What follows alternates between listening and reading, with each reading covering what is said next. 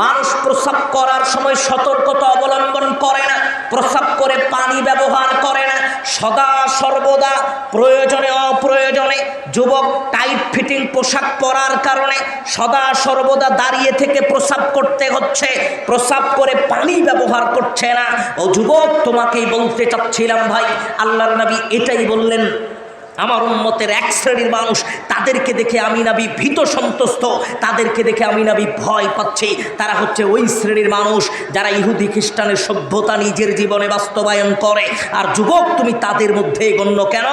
এখনো তোমার পরনে টাইট ফিটিং পোশাক আছে, এখনো তোমার পোশাক টাকনুর নিচে আছে, তাহলে তোমাকে চিন্তা করা দরকার ইহকালীন জীবনে তুমি কত বড় অপরাধী।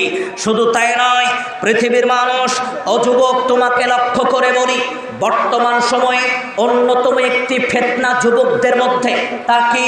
যুবক তার সৌন্দর্য বৃদ্ধির উদ্দেশ্যে, সৌন্দর্য বৃদ্ধি লাভের আশায় যুবক নিজের সৌন্দর্য নিজের জীবনে বাস্তবায়ন করার উদ্দেশ্যে, অথচ সেটা সৌন্দর্য নয়, শয়তানি প্ররোচনায়, সেই শয়তানি প্ররোচনায় আজকের যুবকেরা শরীরের ট্যাটু আঁকে, শরীরের ট্যাটু আঁকছে বিভিন্ন বিউটি পার্লারে গিয়ে, বিভিন্ন ট্যাটু আঁকার স্থানে গিয়ে আজকের যুবকেরা শরীরের ট্যাটু আঁকাচ্ছে।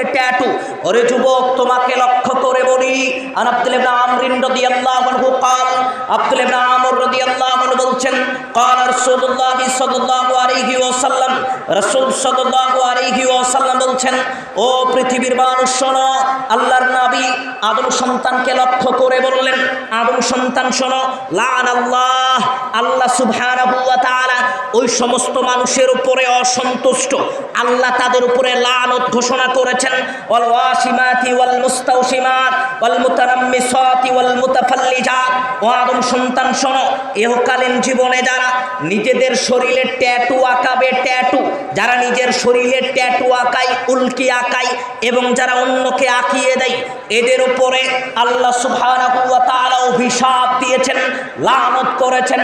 ওরে যুবক, তোমাকে বলি, এই জীবনে যারা নিজের শরীরে ট্যাটু আঁকাবে, ট্যাটু যতদিন তার শরীরে থাকবে ততদিন তার প্রতিপালক, ততদিন তার মালিক তার উপরে অসন্তুষ্ট, আল্লাহ তার উপরে রাগান্বিত, আল্লাহ তার উপরে অসন্তুষ্ট।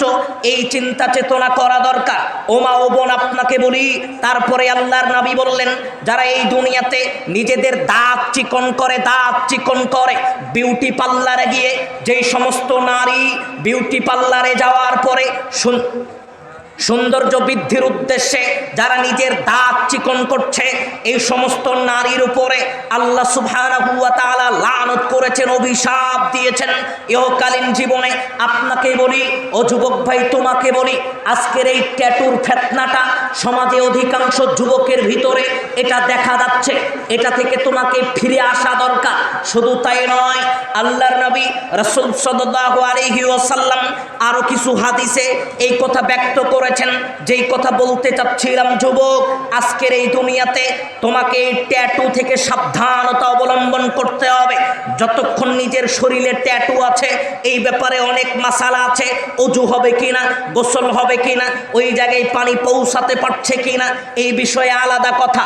আমি আপনাকে যেটা বলতে চাচ্ছিলাম, ও যুবক ভাই, তোমাকে যেটা বলতে চাচ্ছিলাম, লাআনাল্লাহ, আল্লাহ তোমার উপরে অভিশাপ দিয়েছে, কেন তুমি ট্যাটু আঁকিয়েছো? আল্লাহ তোমার উপরে অভিশাপ দিয়েছে, কেন তুমি ট্যাটু আঁকিয়েছো? এই চিন্তা